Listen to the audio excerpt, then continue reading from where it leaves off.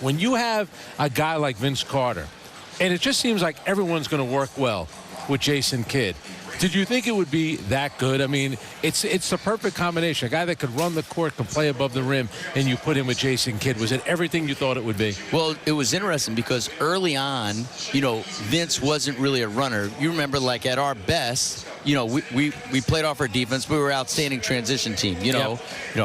Richard back a couple years ago with Kerry Kittles, Kenyon Martin, and so when Vince came initially, he didn't run. I'm like, hey, Vince, like, you're playing with like the greatest transition point guard it's ever played. Like, you got to run. He goes, yeah, I just have never had to. I go, why? He goes, well, the ball always came to me. So, but then when him and RJ used to compete for lanes, it was like a sight to see. And like those guys had the game within the game. Like, no, I'm going to beat you down the court.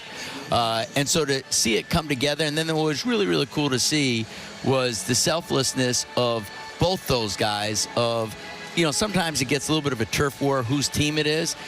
Like Jason was great and say, like, Vince, no, I need you to take over. And Vince was great that he didn't want to step on Jason's toes, and he was able to assert himself and establish himself. And like I said, he was a franchise saver. And I think, I always have stayed a Net fan through and through. And so, like, for Net fans, you have to be really, really grateful that Rod and Ed Stefanski were able to pull off that trade. You're right. Lawrence, you mentioned second half of that season, probably the best player in the NBA. He came to the Nets not having to prove anything.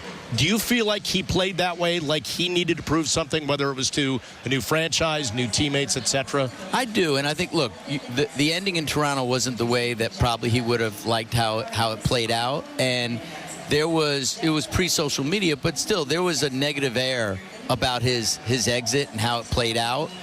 And I think coming here gave him a breath of fresh life, but also coming here, instead of being the bullseye as a franchise player, right, you have, Jason to be able to take that cover. It gives you, it's a little bit freeing. And it also, anytime a player changes teams, it allows him the ability to rewrite his narrative. Yeah. So whatever it was in Toronto, and obviously, look, he had his jersey retired there too, he was able to, create who he wanted to be. What I appreciated about him, especially as one of your best players, you could coach him as hard as you wanted to coach him, and he never took it personal.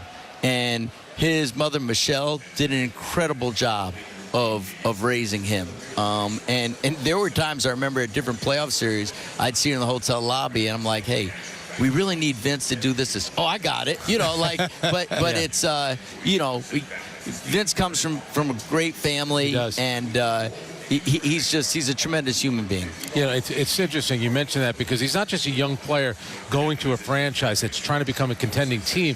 It's not only the city, but it has the whole country is kind of looking at him. And I think you're so right about the pressure. Why don't I ask you about Vince Carter? Did you ever think he would last this long? And what does it say about a player? I remember Larry Johnson was like this, a guy that kind of played above the rim and then kind of changed his game with age and making a concession to health. Did you ever imagine that Vince would last as long as he did in the NBA? Never. Like, when you say 22 years, I know. It's incredible, what with the spans and the players, how he came in and how he finished. Because, again, with it is, in Toronto, there were some durability questions. And you remember with Vince, like, because of how he played, he hit the floor a ton. And he was a relentless attacker. So, like, typically those guys, it's hard for those guys to have that type of longevity. And I think it speaks to the adjustments he made throughout his career, how he took care of his body. He was religious about his preparation, and also how much he loved the game. Like, he generally loves basketball.